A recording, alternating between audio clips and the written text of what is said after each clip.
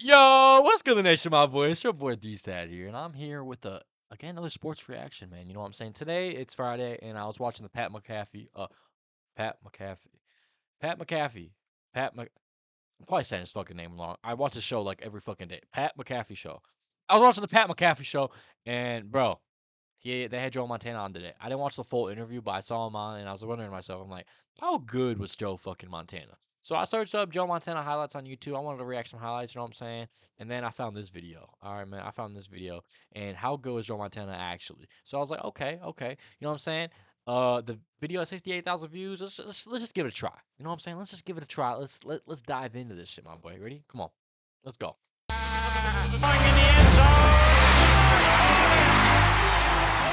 If it had not been for Tom Brady, there's a very strong chance that I like Joe the narration Montana already. would still be heralded as the greatest player in NFL history.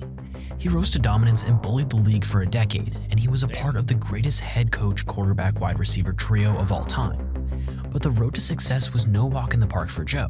Okay. Adversity was constantly present, especially early in his career. If there's any lesson to take away from his career, patience is a virtue. As you will be refreshed or learn, there was a reason why fans and former teammates would call him Cool Joe. He just had a way to be calm and overcome the most difficult challenges. Okay. Sadly, as time continues to pass and new players begin to enter the league, the legacies of the legends that originally paved the way are, at times, forgotten in history. In an attempt to combat that, in this video we go back in time to Montana's childhood, college recruitment, collegiate career, his path to the draft, where he was selected, his NFL career, and what he accomplished following retirement to answer the overarching question of just how good was Joe Montana. Joe Montana was born on July 11th, 1956. Damn, they're giving us the full fucking biography and shit. I kind of fuck with this though. Hold on, I should have got my snack of dudes for this shit. Hold on, let me get comfy. New Eagle, Pennsylvania, to Joe Sr. and Teresa Montana. Okay. His parents both worked at a finance company, his father as a manager and his mother as a secretary. Oh. During high school, Montana was an incredible athlete and excelled in almost every sport that he tried. He excelled in football, basketball. Hey, real shit. I can make that throw though. He excelled in Teresa Montana. Hold on. His parents both worked at a finance company, his father as a manager and his mother as a secretary. During high school, Montana was an incredible athlete and excelled in almost every sport that he tried. Indeed. He excelled in football, basketball, and baseball. While nothing too notable would come during his time playing baseball, Montana was an elite basketball player and led Ringgold High School to the WPL Class AAA Basketball Championship. Okay. And was also named to the All-State team. Big He went on Joe. to receive a scholarship offer to play basketball at North Carolina State. Oh, wow. However, as we know, he would choose to pursue football. Interestingly, he also committed to North Carolina State because they were one of the very few universities that would allow him to play basketball and football. As a football player in high school, Montana would have to wait until his junior year until he took over the team's starting quarterback. However, once he earned that spot, he did not look back. His senior year, he would be named as an All-American. Okay. As previously mentioned, Montana was very interested in going to North Carolina State, as they promised him that he would be able to play two sports. However, he would ultimately turn them down and choose another school, Notre Dame. One of the biggest factors in Montana joining the Fighting Irish is that Terry Hanratty, whom Montana grew up idolizing, attended the school. Despite Montana being one of the most talented prospects in his recruiting class, Montana would still struggle to see the field in his freshman season. This came mainly as the result of the immense talent that Notre Dame had on their roster at the time. In his freshman season, he would only participate in 7 games, throwing for 507 yards, 4 touchdowns, and 8 interceptions, while completing only 42.4% of his passes. Ooh, that's rough. Although Montana struggled through his freshman year, he was looking to make a big bounce back in his second season at Notre Dame. Hell yeah. However, his progress would be cut short, and he would miss the entire 1976 season due to a shoulder injury. While many would allow this injury paired with already struggling to make up ground on the depth chart to end their football career, this would not be the case for Montana. Despite the subpar play in his freshman season and the shoulder injury forcing him to miss the entirety of his sophomore season, Montana would take over as the team's starting quarterback during his junior year. In the 9 games that he played in, Montana made a huge jump, throwing for 1,604 yards, 10 touchdowns, and 9 interceptions, while completing 52.4% of his passes. Better though. With Montana at the helm, Notre Dame would finish the year with an incredible record of 11-1. Their only loss coming in the second week of the season against Ole Miss, where they would only lose by 7 points. Damn, 10 touchdowns in one season is actually fucking like, that's insane, bro. Like that's like nowadays motherfuckers be averaging like 20, like actually Let me check fact myself. I ain't gonna lie. Let's just do example of fucking JJ McCarthy. How many touchdowns he throwing? He's throwing way more than 10 this year. Actually, no, I'm fucking right. I'm not gonna. I'm confident. Damn, bro. Back in the day, like 10 touchdowns was like crazy. I guess I don't know. Their final game of the year would come against the Texas Longhorns in the Cotton Bowl, where they would win in a dominant fashion by a final score of 38-10. The final season of Montana's career at Notre Dame would take place in 1978. This would be the strongest individual year that he had in college and would solidify him as an NFL caliber talent. In the 11 games that he played in, Montana would throw for 2,010 yards, 10 touchdowns, and 9 interceptions, while completing 54.2% of his passes. This would be a career high for him in both passing yards and completion percentage. The Fighting Irish would finish the season with a record. I'm stupid. I think back in the day they used to like, what's it called? They used to be like big on like ground and pound, probably like running the ball. That's why I only had 10 touchdowns. I don't know. Maybe I'm dragging it. I don't know. 54.2% of his passes. This would be a career high for him in both passing yards and completion percentage. The Fighting Irish would finish the season with a record of 9-3, and their final game of the season would come against the Houston Cougars in the Cotton Bowl. This would be a game that came down to the wire. Back-to-back? Montana had to play at an elite level for his team to stay in the game, and they would win by a final score of 35-34. Coming into the draft, scouts were not nearly as in love with Montana, in hindsight, as you would have thought based on his professional career. They were very high on his athletic ability at the quarterback position, leadership ability, and the fact that he was a proven winner. However, they were skeptical about his accuracy and whether he would be able to limit his turnovers on the professional level. Yeah. Despite the gripes that some scouts had, there was no doubt that he would have his name called during the draft. However, they did not think of him as one of the more promising prospects out of the class. When the time would finally come for the 1979 NFL Draft, Montana would be selected in the 3rd round by the legendary coach and GM Bill Walsh, and the San Francisco 49ers with the 82nd overall pick, the final pick of the round.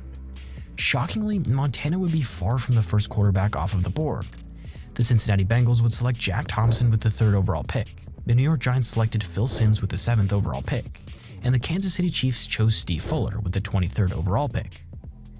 With Montana only being a 3rd round pick and the 49ers already having an established quarterback in Steven McBurg, he would once again take some time to work his way up the depth chart. Through his first 2 seasons in the league, he would only start in 8 games of the 31 that he participated in. Over that stretch, he threw for 1,891 yards, 16 touchdowns, and 9 interceptions while completing 63.9% of his passes. Despite making big leaps and improving his accuracy compared to college, Montana would still struggle early on and led the 49ers to a record of 2-6 as a starter over his first 2 years in the league. In the 1981 season, Montana would finally earn the starting spot for the 49ers, and he would immediately establish himself as one of the NFL's top players.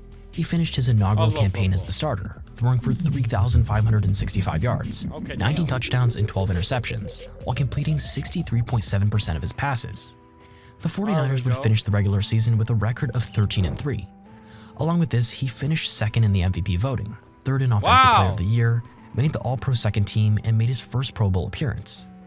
Despite this being his first trip to the playoffs, Montana showed no signs of inexperience and led the team to a Super Bowl victory over the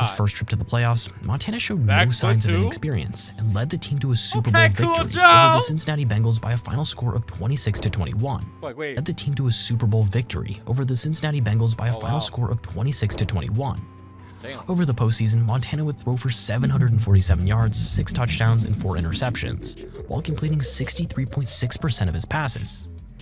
The following season would be a setback for Montana. He only started in 9 games due to a Players Association strike and led the team to a 3-6 record in that time. Although he had a very solid season as an individual, it would not translate to wins. The following season, 1983, would be a return to form for the 49ers. Montana would lead them to a 10-6 record. He finished the year throwing for 3,910 yards, 26 touchdowns, and 12 interceptions, while completing 64.5% of his passes. However, they would be eliminated in the 2nd round of the playoffs. In 1984, after falling short of the 2nd Super Bowl title of the Joe Montana era, San Francisco would be back with a vengeance. Joe Montana led the team to a record of 14-1 as a starter and threw for 3,630 yards, 28 touchdowns, and 10 touchdowns, while completing 64.6% of his passes.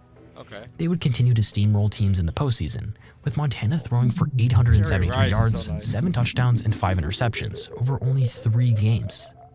Over the next 3 consecutive seasons, the 49ers would be bounced in their first game of the playoffs. Bam. Montana would continue to prove himself as one of the top talents that the game has ever seen. However, it did not translate to wins in the postseason. Shockingly, these 3 seasons would be the first 3 years that Jerry Rice would play with the team. Rice would end up being arguably the best wide receiver of all time and play an integral role in the 49ers' elite Hell passing yeah. attack through this era. The 1988 and 89 seasons would be a historic run for Why San are we showing the Francisco. Bears? Over this stretch, they would win 2 Super Bowls. The first was Montana's second Super Bowl matchup against the Cincinnati Bengals, which they won by a final score of 20-16. Yeah, the Bengals are good. And the as fuck second back was in against the day. Denver Broncos, which ended up in a 55-10 demolition. Holy shit. Through these 2 postseason runs, he would throw for 1,623 yards, 19 touchdowns, and only 1 interception. However, this would be the final Super Bowl of his career. Despite having a starting record of 14-1 as a starter in the regular season, Montana and the 49ers would be defeated in the NFC Championship by the New York Giants. Damn. In this game, he would suffer a big hit that would leave him with an elbow injury that would leave him sidelined through the entirety of the 1991 season. The 1992 season would be Montana's last with the 49ers. The elbow injury would keep him sidelined until the final week of the regular season, when he would have another masterful performance. Despite this, with Steve Young emerging as a very talented option at the quarterback spot, they would decide to move I have a forward Steve with Young him jersey. heading into the 1993 season. In his final 2 years in the league, Montana would play for the Kansas City Chiefs. Despite him still being an elite talent, his age and injury history, paired with the Chiefs having a weaker roster, would lead to the team not having much postseason success. In his final 2 seasons, he would throw for a combined 5,427 yards, 29 touchdowns, and 16 interceptions. Damn.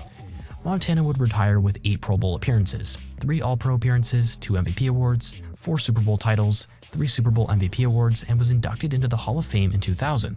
Okay. Before the video ends, please share some of your favorite memories about Joe Montana in the comments. And if you want a video done on any of your favorite players, current or past time, let us know. After the NFL, Montana followed in his father's footsteps and took an interest in finance. He would dive into angel investing and help fund new companies. Okay. This has proven to be a very successful endeavor, and Montana has been one of the few players to grow his career earnings by such a substantial amount post-retirement. He resides on the coast of California and is into wine and horses. He's living an exquisite life. Okay, While Big it's rather Joe. funny how much modern-day quarterbacks make today, That's Joe has had to be pretty strategic with his finances in order to live the life he does now.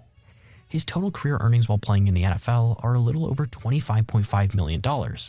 That would equal to be worth about $53 million in today's dollars. Quarterbacks today who have never won a Super Bowl are getting paid that in 1 year I was alone. about to say. That's for another video. Joe Montana is one of the most talented football players of all time. Had it not been for Brady's career, he still would be thought of as the best ever to take the field. He was a proven leader and an incredibly accurate passer, especially for his era. While his stats may not look as impressive to some that are posted today, in a quarterback-friendly era, I think most would take winning any day over statistics. His career numbers of 40,551 yards and 273 touchdowns, along with 4 Super Bowl titles, are still difficult for most quarterbacks to achieve. True. Winning is the ultimate feat, and Joe has 4 titles and rings to prove himself as one of the game's most elite players ever. Try and rank anyone over him. We'll be waiting. Thank you for watching the Halftime Show. Okay, halftime show. That was a very good video. You know what I'm saying? I feel very educated about Sorry, I'm a Bears fan. I feel very educated about Joe Montana. You know what I'm saying? That was a great video. Great video. Joe Montana, what I got from that video was that Joe Montana is a dog. You know what I'm saying? He's a certified dog, a million, quadrillion, gabillion %. But, you know what I'm saying? My goal is still Tom Brady. And I think everyone else goes Tom Brady. But, hey, man, that was a great reaction. Great reaction. I feel like I still need to watch him play. So I might do another video of me watching Joe Montana highlights. I don't know. Let me know down below how you feel. But, hey, man, I'm out this motherfucker. Hope everyone has a great day. And adios, amigo.